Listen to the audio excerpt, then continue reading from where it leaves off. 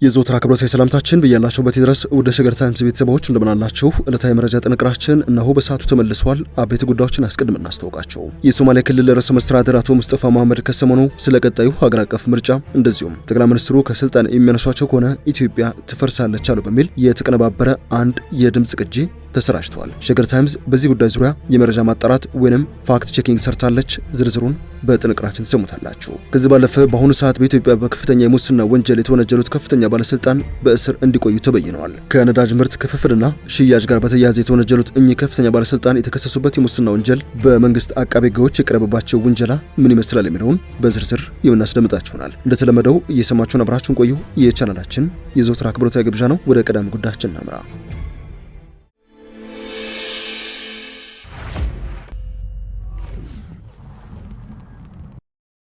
ከሰሞኑ የሶማሊያ ክልል ርዕሰ መስተዳድር አቶ ሙስጠፋ መሐመድ እኔ ከስልጣን ሳልነሳ ኢትዮጵያ ትፈርሳለች አሉ በሚል በማህበራዊ ትስስር ገጾች በስፋት የተሰራጨ መረጃ ተመልክተናል። ለመሆኑ በጠቅላይ ሚኒስትሩና በክልሉ ርዕሰ መስተዳድር መካከል ልዩነት እንደተፈጠረ ተደርጎ የተሰራጨው መረጃ ምን ያክል እውነት ነው በሚል የፋክት ቼክ ወይንም የመረጃ ማጣራት ስራ ሰርተናል። ጉዳዩን በተመለከተ ምላሽ እንዲሰጡን አንድ የክልሉን አመራር አነጋግረን ነበረ። ስማቸው እንዲጠቀስ ያልፈለጉ እኚህ የስራ ኃላፊ ይህ ዘገባ አሊያም መረጃው ከዚህ ቀደም ይሞከሩ እንደነበሩት ሁሉ እጅግ መሰረተ ቢስና ነጭ ውሸት ነው ሲሉ አጋርተውናል። የዚህ ዘገባ ባለቤቶች የተጠቀሙት ድምጽ ከአንድ ሳምንት በፊት በጅግጅጋ የማኔጅመንት ኢንስቲትዩት በተደረገ ስብሰባ ነው የሚለው ፍጹም ሐሰት ነው ይላሉ። መረጃውን ያስተባበሉት እኚህ ባለስልጣን ሚዲያው ቆራርጦና ለተራ ተንኮል በሚመች መልኩ አቀነባብሮ ያሰራጨው ድምጽ ኦሪጂናሉ እንደ ፈረንጆች አቆጣጠር በ2001 የተቀዳ ነበር ብለዋል። የርዕሰ መስተዳድሩ ድምጽና አውዱም የተቀነባበረና ለተራ የተንኮል ተልዕኮ ማስፈጸሚያ በሚል የተቆራረጠ ድምጽ ነው በማለት እውነታውን ከነማስረጃው እናቀርባለን ያሉት እኚህ የክልሉ ከፍተኛ የሥራ አመራር የአቶ ሙስጠፋ ድምጽ ከ5 ዓመታት በፊት የሰሜኑ ጦርነት ጫፍ በደረሰበት ወቅት ከኦጋዴን ነጻ አውጪ ግንባር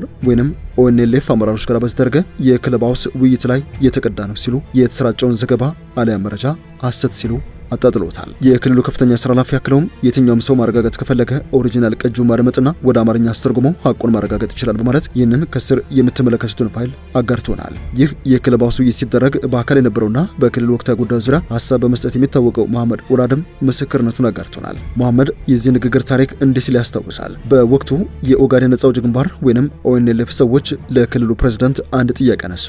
ህወሓት ደብረ ብርሃን እየደረሰ ነው። እነዚህ ሰዎች ድጋሜ የመንግስት ስልጣን ቢጨብጡ እንደ ክልል ፕሬዝዳንት ምንድነው ቅዳችሁ? ምንስ ታደርጋላችሁ? የሚል ነበረ አንዱ ጥያቄያቸው። ርዕሰ መስተዳድሩ ሙስጠፋ መሐመድ በወቅቱ ለዚህ ጥያቄ የሰጡት ምላሽ ተከታዩ ነበረ።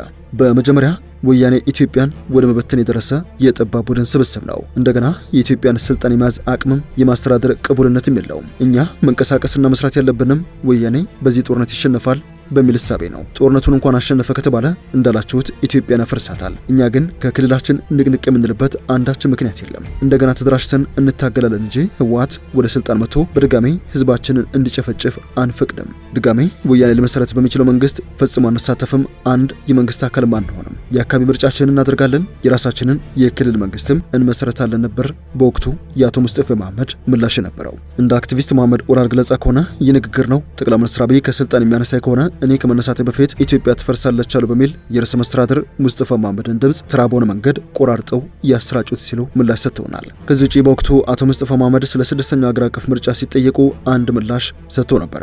ርዕሰ መስተዳድሩ በወቅቱ የሰጡት ምላሽ ነጻና ፍትሃዊ ምርጫ የሚያበረታታ የፖለቲካ ባህል ገና ባለመዳበሩ፣ በሶማሊያ ክልል ያለው የመዋቅራዊ ችግር፣ በገዢውና በተቃዋሚ ፓርቲዎች መካከል ያለው የፉክክር ሚዛን አለመመጣጠንና የጎሳ መዋቅሩን ግምት ውስጥ በማስገባት በአንድ ጀንበር ነጻና ፍትሃዊ ምርጫ ይደረጋል ብሎ ማሰብ እጅግ ከባድ ነው። ነገር ግን የዲሞክራሲና የምርጫ ጉዳይ ሂደት ነው። ስድስተኛው ሀገር አቀፍ ምርጫ የተሻለ ነጻና ፍትሃዊ ይሆናል ብዬ ተስፋ አድርጋለሁ ሲሉ በወቅቱ መልሶ እንደነበረ መሐመድ ኦላድ ያጋራን መረጃ ያሳያል። እንደ ክልሉ አክቲቪስት መሐመድ መረጃ ከሆነ ይህን ንግግር ነው ስለ ቀጣይ ምርጫ ዙር አቶ ሙስጠፋይ ተናገሩ በሚል የዘንድሮ ድምጽ ቅጂ አድርገው በማቀነባበር ጭምር የተሰጣቸውን ተራ የሥራ ተልዕኮ ለማሳካት ሞክረዋል ሲሉ ሀሳብ የሰጡት። ከዚህ ውጪ ጠቅላይ ሚኒስትር አብይ አህመድ ከጥቂት ወራት በፊት በሶማሊያ ክልል አስተዳደር ውስጥ ግዙፍ ሀገራዊ ፕሮጀክትን ሲመርቁ የክልሉ አስተዳደር እንደዚሁም የክልሉ ካቢኔ በልማትም ሆነ በሰላም ዘርፍ እጅግ ግዙፍ ስኬት እንዳስመዘገበ በመመስከር እውቅና እንደሰጧቸው ያስታውሳል። በወቅቱ ጠቅላይ ሚኒስትሩ በመድረክ ባሰሙት ንግግር 2% ነው የተነካው የሚለው አገላለጻቸው የሶማሊያ ክልል ካለው ጸጋና ስጦታ እንደዚሁም ሊሰራበት ከሚገባው ስራ አንጻር ገና ብዙ አልነካነውም ከሚል የጋራ እይታ አንጻር የተሰጠ ነው። የክልሉ መንግስትም የጠቅላይ ሚኒስትሩ ንግግር በዚህ መንገድ ነበረ የተረዳው ብለዋል። ለዚህ ዘገባ ሀሳባቸውን ያጋሩት የሶማሊያ ክልል ከፍተኛ የስራ ኃላፊ በሶማሊያ ክልልም ሆነ በመላ ሀገሪቷ ለተሰጣቸው ተልዕኮ ይህን መሰል ተራ ተራ ሐሰት መረጃ በማሰራጨት ህይወታቸውን እየገፉ ነው ሲሉ የከሰሷቸው የዘገባዎቹን ባለቤቶች በጠቅላይ ሚኒስትሩና የክልሉ ፕሬዝዳንት መካከል ልዩነት ፈጠረ ብለው ጩኸት ለማስነሳት ያደረጉት ሙከራና በብዙ ልፋት ያቀነባበሩት የድምጽ ቅጂ ለዛሬ ግቡን አልመታም፣ አልተሳካም ሲሉ ተናግረዋል። ለዚህ ያቀረቡት ማስረጃ ይህ አቶ ሙስጠፋ ተናገሩ በሚል የተሰራጨው የድምጽ ቅጂ የተቀረጸው በፈረንጆቹ 2001 በተዘጋጀ የክለብ ሃውስ መድረክ ላይ ነው። ጠቅላይ ሚኒስትሩ በ2026 ለተናገሩትም ምላሽ ሊሆንላቸው አይችልም ሲሉ ሀሳባቸውን ቋጭተዋል።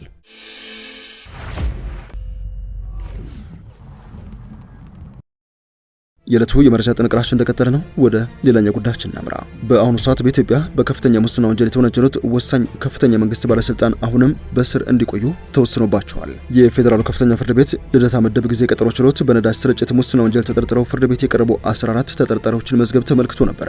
የፌዴራል ፖሊስ ኮሚሽን ባሳለፍነው ሳምንት አንደኛ ተጠርጣሪው የነዳጅ አቅራቢ ድርጅት ዋና ስራ አስፈጻሚ አቶ እስመላ ለምረቱ፣ ሁለተኛ የኢትዮጵያ ነዳጅና ኤነርጂ ባለስልጣን የነዳጅ ዘርፍ ምክትል ዳይሬክተር ዲባራ ፋፋ በአዲስ አበባ ከተማ በየካ ክፍለ ከተማ በንግድና ኢንዱስትሪ መምሪያ የነዳጅ ቁጥጥር ቡድን መሪና ባለሙያዎችን ጨምሮ አጠቃላይ 14 ተጠርጣሪዎችን በቁጥጥር ስር አውሎ ፍርድ ቤት ማቅረቡን የታሪክ አዱኛ የችሎት ዘገባ ያሳያል። በዚህም መርማሪ ፖሊስ የተጠረጠሩበትን ጉዳይ ለጊዜ ቀጠሮ ችሎቱ በትናንትናው ዕለት አቅርቦ ነበር። ተከሳሾቹ ተገቢ ያልሆነ ጥቅም ለራስ ለማግኘት ወይንም ለሌላ ሰው ለማስገኘት በማሰብ መንግስት በከፍተኛ ውጪ በድጎማ የሚያቀርበውን ነዳጅ ከመመሪያና ከደንብ ውጪ በማሰብ ነዳጁን ለማይመለከታቸው አካላት ያለ አግባብ እንዲሰራጭ በማድረግ በመንግስት ላይ ጉዳት አድርሰዋል በሚል ሙስና ወንጀል ነው መጠርጠራቸውን ጠቅሶ ለጊዜ ቀጠሮ ችሎቱ ማብራሪያ ሰጠው። መርማሪ ፖሊስ ተጠርጣሪዎቹ በፌዴራል መንግስት ተቋማትና በአዲስ አበባ ከተማ አስተዳደር የተለያዩ ክፍለ ከተሞች በኃላፊነት ተመድበው በመስራት ላይ ያሉ በመንግስት ከፍተኛ ውጭ ምንዛሬ ወጪ ወደ ሀገር የሚያስገባው ነዳጅ ከተለያዩ የነዳጅ አስመጭ ኩባንያዎች ከአዲስ አበባ ውጭ ከሚገኙ የክልል ነዳጅ ማደያ ባለቤቶችና የመንግስት የስራ ኃላፊዎች እንደዚሁም ህገወጥ ደላሎች ጋር በጥቅም ተመሳጥረው ለታለመለት ዓላማ እንዳውል አድርጓል በማለት የጥንጣሬ መነሻውን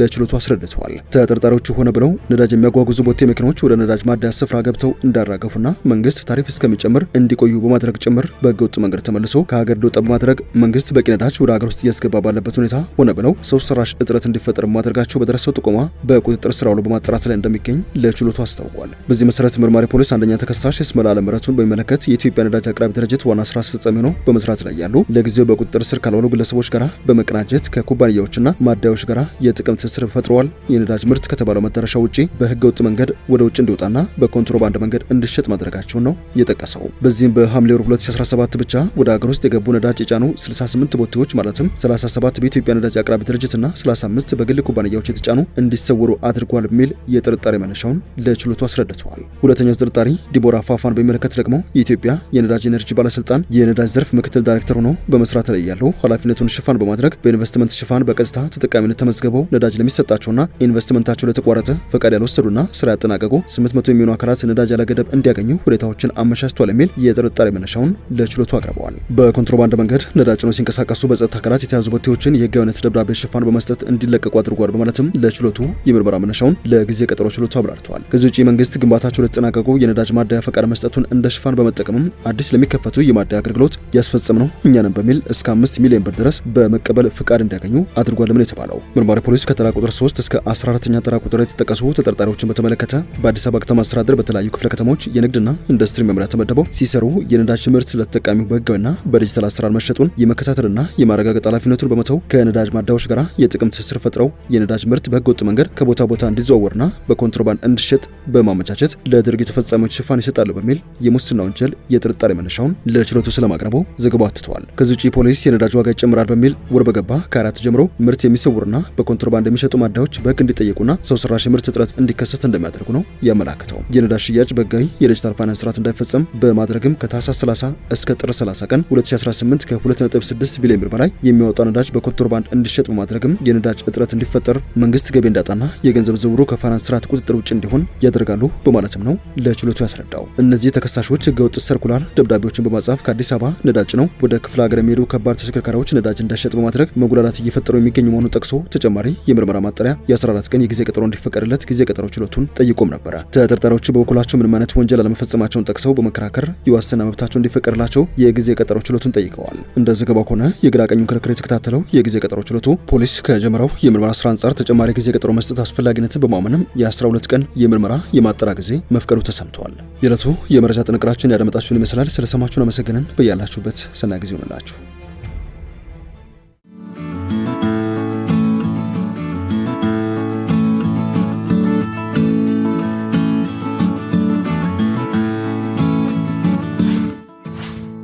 ሸገር ታይምስ ሚዲያን ሰብስክራይብ በማድረግና ደወሉን በመጫን ይከተሉን።